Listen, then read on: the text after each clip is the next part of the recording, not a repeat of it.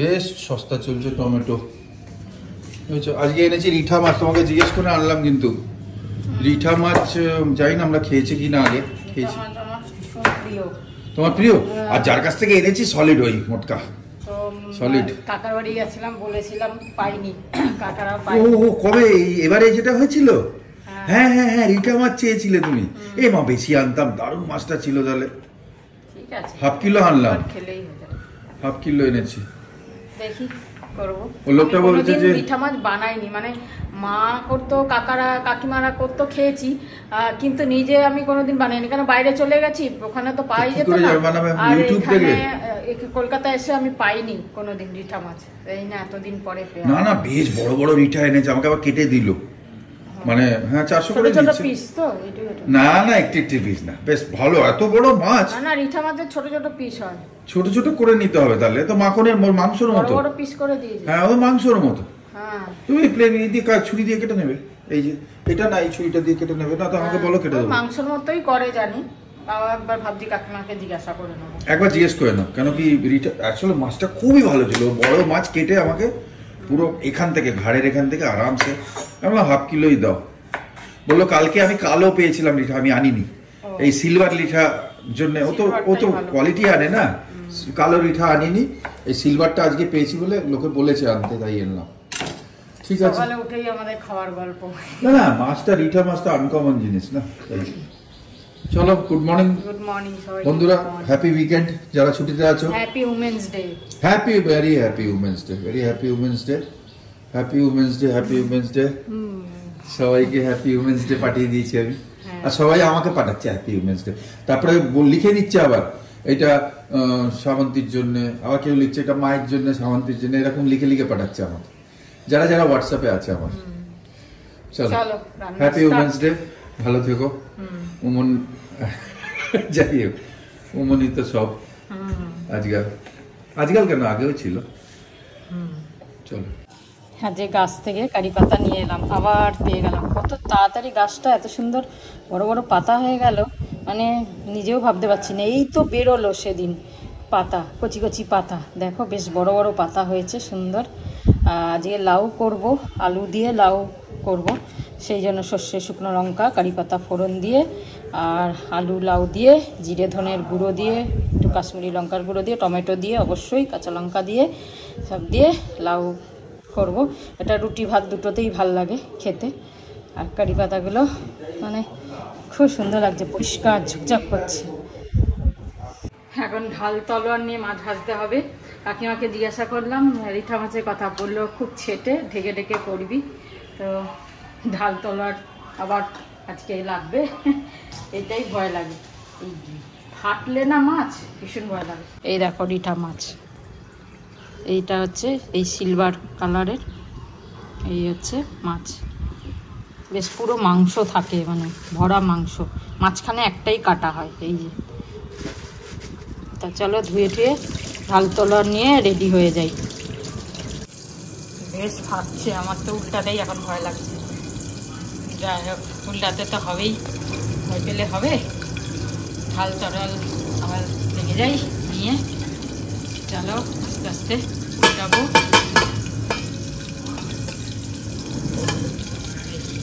আস্তে করে উল্টাই।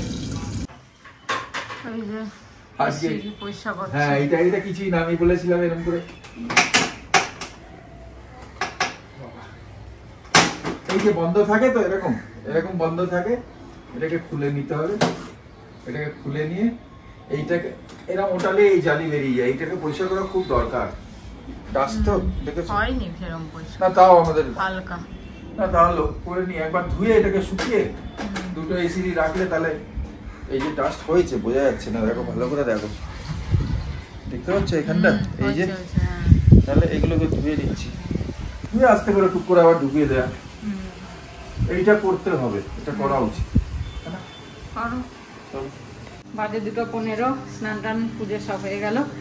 আর শশাটা কাটি, রোজ একটা করে শশা খাচ্ছি খাওয়ার আগে, সকালেও খেলে ভালো, খাওয়ার আগে খাচ্ছি, যেদিন সময় থাকছে সকালে খাচ্ছি, যেদিনকে মনে হচ্ছে যেন ভাতের আগেই খাচ্ছি। এই শশাটা কেটে নিই, আর আমের আচার এটা অল্প আছে, এটা বার করলাম, খেয়ে নেবো আজকে। আরও আমের আচার অনেক রয়েছে। আম আবার মানে বোল এসে গেছে গাছে, আবার আম হবে, আবার আচার বানানোর সময়ও চলে আসছে, কিন্তু আমার আগেকার আচারই শেষ হয়নি এখনো, মানে অনেকটাই আছে আচার, পুরো 2 ডাব্বার মতো আচার আছে। যাই হোক, ওটা টুকটুক করে খাওয়াই হয়নি। তার মাঝখানে আবার ওই জলপাইয়ের আচার করলাম, তারপর চাটনি করে করে খাওয়া হয়েছে, আর আচারগুলো খাওয়া হচ্ছে না। এবার আবার বানালে ডাব্বা তো খালি হতে হবে, তাই ভাবছি একটু একটু করে এবার আচারটাকে খেতে হবে। চলো, হয়ে গেল, ফটাফট এবার খাবারের বাড়ি বেড়ে খেয়ে নিই। এই যে এই ডাব্বাটা ভরা আছে, এই ডাব্বাটাও বললাম চলো খাই, এইটা আর এইটা মিলিয়ে। একটুখানি আছে। চলো, আজকের মেনু নিম বেগুন, কুমড়ো ভাজা, ডাল একটু রয়েছে, সেই ডাল। কুমড়ো ভাজা কোথায়? এই তো কুমড়ো ভাজা। ও আচ্ছা, হ্যাঁ ঠিক আছে। এই হচ্ছে মাছ রিঠা, আর হচ্ছে লাউ, লাউ আর কুচি ছিল লাউটা? ঠিক আছে। বাজে এখন 7:18, রোজকার মতো আবার চলে এলাম। আজকে ওয়েডনেসডেতে তোমরা কে কী করছো? তো সৌমি সকালে যখন উইশ করলো, বললো মা রাত্রিরে কিছু কাছে এটা ওটা পাঠাবো। আমি বললাম না, সকালেও মানা করেছিলাম, তারপরে বললো যে, তারপরে ভেবেছিলাম একটু কাবাব খাবো, তারপরে ভাবলাম না, এই এখন যা বার্ড ফ্লু চলছে, এখন আর এসব খাবো না, তারপর মানা করে দিলাম। তা যাই হোক, তোমরা কি কিছু এনজয় করছো জানিও। আর বেশ আজকে কিন্তু বেশ হাওয়া দিচ্ছিল ছাদে, খুব বেশ সুন্দর হাওয়া দিচ্ছিল। ছাদে হেঁটে হেঁটে অনেকক্ষণ বসেছিলাম, ভালো লাগছিল, হাওয়াটা এত ভালো লাগছে। এই সময় তো হাওয়াটা খুব সুন্দর দেয়, তারপর তো আস্তে আস্তে আবার গরম শুরু হয়ে যাবে। এখনও আবার ওয়েদারটা একটু চেঞ্জ হয়েছে, এই হোলি অবধি হয়তো থাকবে, এখন ঠান্ডা ঠান্ডা ভাব, তারপর তো চেঞ্জ হবে। যাই হোক, আজকে আর চা করলাম না, যে কফি, ব্ল্যাক কফি খাচ্ছি, ব্ল্যাক কফি, আর তার সাথে বিস্কুট খাবো। আর চ্যাঁচো ফ্যাঁচো খেলে না ঠিক হজম হয় না। আর তোমাদের অনেক কমেন্টস পড়লাম, বিকেলে ছাদে হেঁটে হেঁটে আমি বসেছিলাম, পায়েলরা একটু দেরিতে গেছিলো, ওরা হাঁটছিল, তা তোমাদের কমেন্টসগুলো পড়লাম, সবাই লিখেছো যে না, যেমন করো তেমনি দেখাও, আমরা দেখতে চাই। তা ঠিক আছে, হ্যাঁ, আমরা যেমন পারি তেমনি দেবো, সেটাকেই দেখো তোমরা, কিছু করার নেই, যখন যেরকম হবে তখন সেরকমভাবেই আমরা দেব। ঠিক আছে, তোমরা যখন বলছো তখন আমাদের কোনো অসুবিধা নেই। চলো, আপাতত কফিটা করি, খাই, খেয়ে দে, তারপর দেখি কি করব। কিছু সেরকম কাজ নেই। একদিন ভাবছিলাম, দেখি কালকে একটুখানি কেক বানানোর ইচ্ছা আছে, অনেক দিন হয়ে গেছে কেক টেক বানাই না, সৌমি যাওয়ার পরে আর বানানোই হয়নি। দেখি যদি ইচ্ছা হয় কালকে বানাবো। আজকে তো এখন বার করে ফ্রিজের থেকে বার করে করে টাইম লাগবে, আজকে আর হবে না, রাত হয়ে যাবে অনেক। এই কফি, তবে কফি তো গুড় দিয়ে ভাল লাগে না, চিনি দিয়েই হচ্ছে।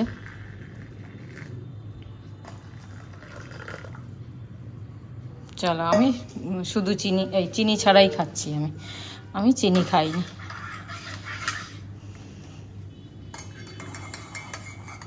কিছু কাজকর্ম না থাকলে যা হয়, কি করব, তাই ভাবলাম কতগুলো আর নতুন শাড়ি আছে দেখে নিই একবার, কি কোনটা কোনটা ব্লাউজ বানাবো আর কোনটা বানাবো না। হয়তো কোনো ব্লাউজ লাগবে না, এই কোনো শাড়ির ব্লাউজ বানাতে লাগবে না, সেটা দেখে নিই, সেই জন্য নিয়ে বসলাম।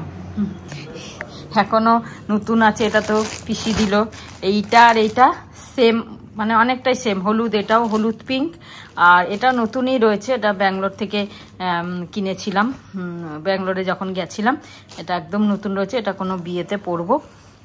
এটা ব্লাউজও বানানো, ওখানেই বানিয়েছি, কোথায় গেল ব্লাউজটা, এই যে, এটা তো ব্লাউজও বানিয়েছি, ব্লাউজটা খুব সুন্দর বানিয়েছে, ওখানেই বানিয়েছি। আর এটাও ভেতরটা পিঙ্কই আছে, এটা খুলে একবার দেখাই তোমাদের, শাড়িটা খুব সুন্দর, সত্যি সুন্দর, ভেতরে এই দেখো পিঙ্কি আছে ভেতরে। তো আমি এটা দেখিনি, আমি তো ওপর থেকেই দেখেছি ব্লাউজটা, শাড়িটা, তো আমি ভাবলাম যে এটা বর্ডারটা এরকম তো গোল্ডেন হবে, তো দেখছি না, খুলে দেখছি যে ভেতরে পিঙ্ক, মানে রানী, পিঙ্ক তো না, রানী। আর এটা তো অনলাইন আনিয়েছি, তবে এই শাড়িটা না যেরকম অনলাইনে দেখলাম এত গ্লসি আর এত এই পাটটা মানে ঝকঝক করছিল আর মোটা মোটা লাগছিল, কিন্তু এখানে দেখছি যে মানে আসার পর, শাড়িটা আসার পর দেখছি সেই রকম নেতানো নেতানো ভাব। আর ওখানে মোটা, মানে যখন শাড়িটা ফেলছিল এক একটা পাট করে, তখন বেশ মোটা মোটা লাগছিল। এটা রিলসে দেখেছিলাম আমি, রিলসে দেখার পরে শাড়িটা খুব ভালো লেগেছিল, তাই অর্ডার করেছিলাম, খুব বেশি দাম না বলে। আর এত ভালো লাগছিল, কিন্তু আসার পর শাড়িটা সেই জিনিসটা নেই যেটা দেখিয়েছে। জানি না, দেখাচ্ছে একরকম আর পাঠাচ্ছে বোধহয় একরকম হবে, তাই জন্য অনলাইনে আমি ঠিক ভরসা করি না। সামনে দেখে কিনে যতটা ভরসা হয় ততটা। এই শাড়িটা ফলস পিকও করে নিয়েছি, এটা পুজোর সময়, পুজোর আগে কিনেছিলাম, কিন্তু এখনও পরিনি। এটা অফ হোয়াইট আর রানির মধ্যে শাড়িটা আছে। এটা ব্লাউজও বানাইনি, যেহেতু পিঙ্ক তো আছে, যে কোনো পিঙ্ক দিয়ে পরা যাবে বলে ব্লাউজটা বানাইনি। দেখি যদি বুঝি, ইচ্ছা করলে এটা ব্লাউজটা বানিয়ে নেব, বেশ ভালো লাগবে। তবে কি ব্লাউজের এত দাম হয়ে গেছে, যে কোনো শাড়ির ব্লাউজ বানাতে এখন যেন 10 বার চিন্তা করতে হচ্ছে।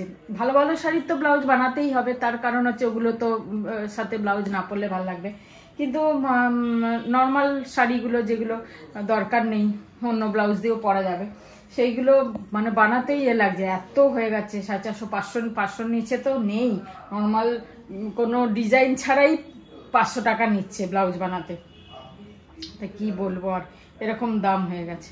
শাড়ির যা দাম, তার থেকে ব্লাউজের মানে অনেকটা দাম হয়ে যাচ্ছে। হ্যাঁ, সেই কারণে ইচ্ছাও করে না ব্লাউজ বানাতে। দেখা যাক, এটা ইচ্ছা আছে, দেখি বানাই কিনা। এটাই দেখছিলাম যে বানাবো কিনা, কি ব্লাউজ। এটার তো বানাতেই হবে, কেন এটা তো এই কালারের ব্লাউজ পিসটা বেশ ভালো দেখলাম ভেতরে। এটা না বানালে এটার সাথে এটা মানাবে না, এটা বানাতেই হবে। তবে শাড়িটা খুলে পরলে ভালো লাগবে। তবে যেটা দেখেছি, দেখে না আমার আর পায়েলের চক্ষু মানে হয়ে গেছে, যে এত সুন্দর শাড়িটা, চকলেট কালার, একদম ডার্ক চকলেট, আর পাটটা মানে পুরো ঝকঝক করছে, পুরো গ্লসি আর মোটা, ভারী লাগছে। এখানে এসে দেখছি নেতানো, তাই না, ওরা দিয়ে দেখাচ্ছে অন্য আর দিচ্ছে অন্যরকম। চলো, শাড়ির নিয়ে পরলাম আজকে, একটুখানি দেখে নিই কি করব না করব। তারপরে অনেকগুলো আয়রন জমেছে, করতে ইচ্ছাই করছে না, করতে হবে টুকটুক করে, দু একটা করে করব, দেখি। চলো, এখন বাজে 8:10। আচ্ছা, বাণী মুখার্জি লিখেছেন, মাসিমা আপনি তো আন্দামানে সেলুলার জেলে ছিলেন, তাই জিজ্ঞেস করছি, আজকালকার নিউলি ম্যারিড কাপলরা আন্দামানে হানিমুনে যায়, আর জেলটা টুরিস্টদের জন্য কি খোলা আছে জিজ্ঞেস করছে। এবার আমি বলছি আরো, কেন কি সব গিয়ে ব্লগ বানাচ্ছে মানে জেলে। আমার প্রশ্ন মাসিমার কাছে, ওখানে কি ভূত আছে মাসিমা? খুব ভালো থেকো তুমি। এইটা উনি বাণী মুখার্জি জিজ্ঞেস করছেন। এখন ভূত আছে কি না আমি কি করে বলবো। হ্যাঁ, হয়তো আত্মা যে আছে সবাই জানে, আর ওখানে অনেক ফাঁসি হয়েছে, অনেক কিছু ভাবে মারা গেছে লোকে, ওখানে আত্মা আছে, এটুকু বলতে পারি আমি। কেন আমি অনেক সময় সেটা করেছি আর কি, নিজে প্রত্যক্ষ করেছি, কিছু আছে। কিরকম একটা বলো ইনসিডেন্ট, তাহলে ভয় পাওয়ার মতন কিছু আছে। কিছু ইনসিডেন্ট বলেছিলে, সেটা একটা রিপিট করে দাও। মনে হচ্ছে যেন একদিন এরকম ডিউটিতে নাইটেই মনে হলো চেয়ারের পাশে কেউ আছে, কেউ দাঁড়িয়ে আছে, এরকম একটা আভাস, কিন্তু পেছন ফিরে দেখলে কেউ নেই, কিন্তু কেউ আছে। আমি এর আগে একটা গল্পে বলেছিলাম, আমার পেছন কেউ ঘরে ঘুরে বেড়াচ্ছে, এরকম ছিল। আত্মা আছে, এখনো আছে। আত্মার তো নেই, সবাই জানে আত্মা কোনোদিন শেষ হয় না। আত্মা সব জায়গায় আছে, ভালো খারাপ অনেক কিছু নিয়ে হয় এসব গল্প, কিন্তু আত্মা আছে, এটুকু আমি বলবো। বিশ্বাস সে নিজের উপর, বুঝলে। ঠিক আছে, ভালো থেকো। হ্যাঁ, তো ডিনারে বসে গেলাম, এই লাউয়ের তরকারি। আর কালকে যেহেতু ডিম করেছিলাম দুবেলারই, যেটা দুপুরে তো খাওয়া হয়েছিল না, রাত্রে খেয়েছি, তো আজকে রেখে দিয়েছিলাম, এটা হয়ে গেল। আর যা রাতে কিছু করতে হলো না। তো বাজে 10টা, মুভি দেখতে দেখতে আটা মেখে রুটি করে নিলাম, এখন খাবো। ব্যাস, তারপরে একটু মুভি টুভি দেখবো আবার। আর শনিবার একটু লেট করেই, অবশ্য আমার শনি রবি একই, তাহলেও একটু মুভি টুভি দেখে, পুরো হয়তো দেখবো না, মুভিটা ভালো হচ্ছে, আর কিছুটা দেখে তারপরে শোবো। তো চলো, আজকের মতো ব্লগটা এখানে শেষ করলাম। ভালো থেকো, সুস্থ থেকো, আর কাল দেখা হবে। গুড নাইট, শুভরাত্রি, ব্যস্ত। গুড নাইট, শুভরাত্রি, জয় গুরু, ওম সাই রাম, জয় হিন্দ, জয় ভারত। গুড নাইট বলে দাও। হ্যাঁ, 10:30। হ্যাঁ, গুড ইভিনিং বন্ধুরা। একটু নিচে গেছিলাম অনেক দিন পরে, প্রথমবার ক্যারাম খেলতে, মানে ক্যারাম ফ্যারাম লাগিয়েছে, তাই একটা বোর্ড খেলে চলে এলাম। হাতে তো প্র্যাকটিস নেই, অত বড় বোর্ড, বিরাট বড় ম্যাচ বোর্ড। যাই হোক, ওটা করে এসে তারপরে এই কাজকর্ম করছিলাম। আর আজকে তো ওই মায়ের সঙ্গে একটু গল্প করলাম, আর এখন গুড নাইট বলার সময় এসে গেল। চলো, আজকে সবাই আবার হ্যাপি উমেন্স ডে সবাইকে, হ্যাঁ না? ভালো থেকো, আনন্দে থেকো, আর কালকে গান হবে, ঠিক আছে? চলো, বাই, গুড নাইট, শুভরাত্রি, জয় গুরু, ওম সাই রাম, জয় হিন্দ, ফাইনালি জয় হিন্দ।